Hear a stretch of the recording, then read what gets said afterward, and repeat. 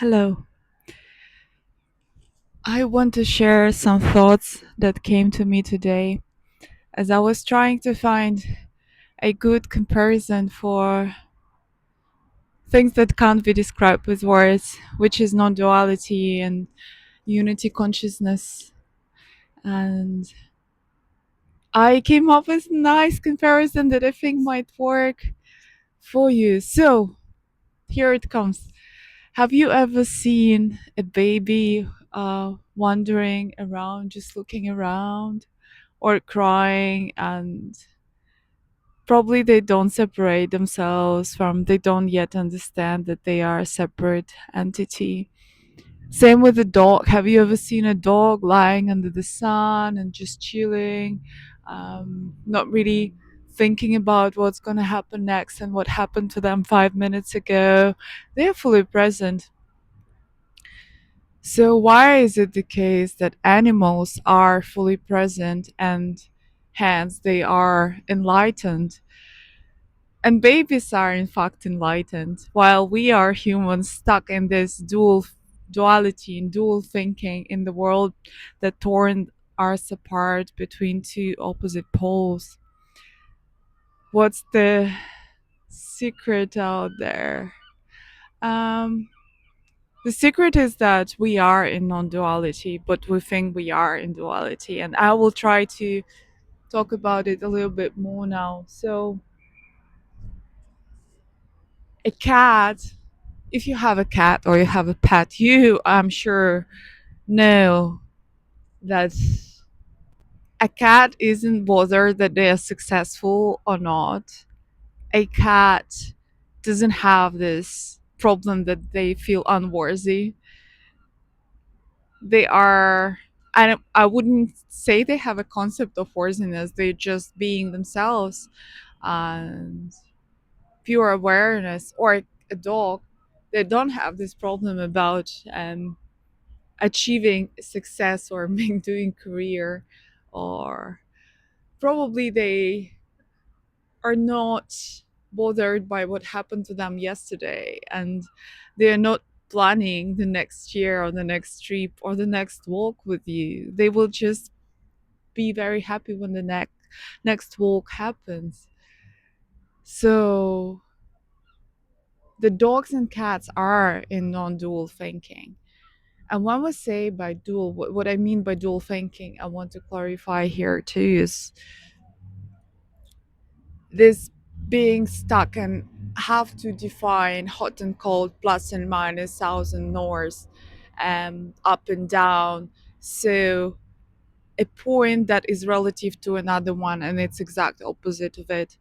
While in non-duality, it's two sides of the same thing. It's just a, as in, if we think about hot and cold, it's just temperature, and it's neither good or bad. It is what it is. And that's probably my favorite saying. It is what it is because it's true. Yeah, I am. I can't add anything more to this. And you are, by the way. Even if you think that you are someone and something, you still are, just are. Coming back to babies, well, because babies become eventually us humans and they get stuck in duality and they develop ego. So babies are born as pure awareness. They don't understand that there will be future in front of them. They don't have this like long-term planning. They, in fact, we don't remember how we are born because we don't care. We're just being present in the moment. We experience it, the moment after moment after moment. And probably it was pretty shocking to come out of mother's warm belly and see all this dual world and being torn apart, hot and cold. Yeah, so babies, they are being sensations. They are not separating themselves from their mothers either.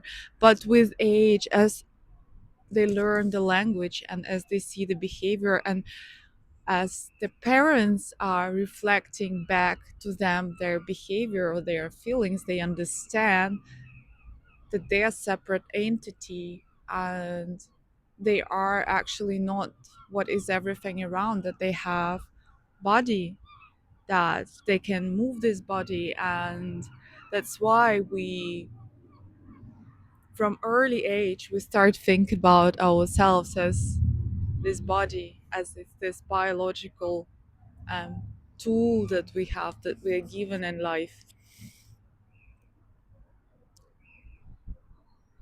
But it limits us to the duality, it limits us to pain and suffering, it bounds us to desire something for ourselves. So when the duality starts, the moment we understand that we I appears, and when I appears, ego starts build up, and ego is no more than just the collection of stories we have about ourselves. There is no way we don't develop ego nowadays, because there is so much conditioning happening, starting from kindergarten, from family roles, that you have to be a daughter or a son, and then you have to be a student, a pupil, or a citizen, and you associate yourself with certain country, with certain history, with certain culture. You build up this pool of stories and think about yourself as this uh, person that accumulated a certain experience, and you don't remember how it feels to be baby, just because you were not collecting those stories. And if you didn't start developing ego at certain age, you wouldn't have remembered, because you would stay in the moment. There is no need to remember. But now, as we grow, we what makes us different from, oh, for example, let's take an enlightened grown up human being somewhere in India, some some enlightened or saint, that they realized they got rid of ego, they went through ego death, they are completely enlightened. um, what does it mean for them? That means they are the same as dogs. They are one with dogs. They don't separate themselves from anything. Uh, Not even the living beings, but everything around them. The table, let's say, if I was enlightened, uh, I wouldn't separate myself from anything else around. And I would be just this presence and experience. And I am. In reality, I am. And you are. We just forget about it. But what happens is that we remember the huge baggage of what happened to us, that I need to go to work tomorrow, and I need to call my mom because she's waiting for the call. And we develop all our traumas. We inherit them from our parents. And this ego builds up and builds up and builds up. And it's hard to get rid of it, because it's afraid of death, because you think that you associate yourself, you forgot that all of the stories that happen to you, and all the narratives that you tell about yourself, were in the past and they are not here anymore. We are pure presence.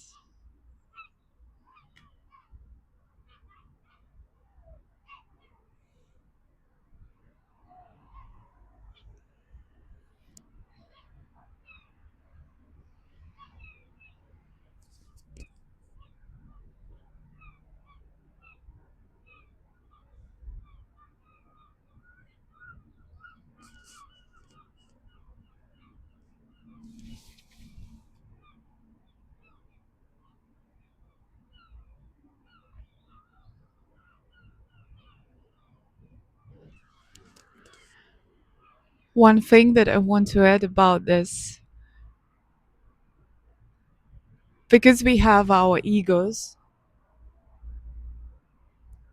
And the difference between not enlightened person, or okay, I don't want to use this word, a, a person that is not awakened to the reality of things, to the illusionary nature of this material world. We all have ability to perceive time, unlike dogs and unlike babies. They don't understand time. You can't explain your dog that you're gonna walk with them in 10 minutes. You can't explain a baby that in 2 hours there will be time to sleep. You can't. It's only you who knows this because you are telling a story of things that you will be doing in the future.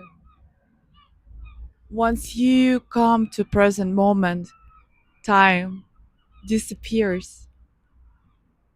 It's not an issue anymore. And as time disappears, the death doesn't exist. You can't die. The ego, though, might. And if you feel existential threat by thinking about being in present moment and giving up all your roles, including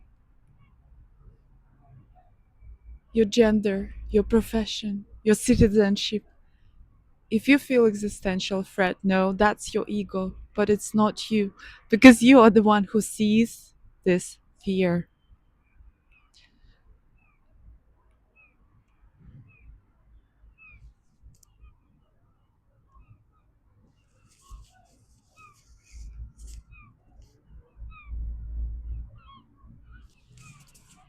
When a human being is fully awakened to the illusionary nature of this reality, they still are playing the game.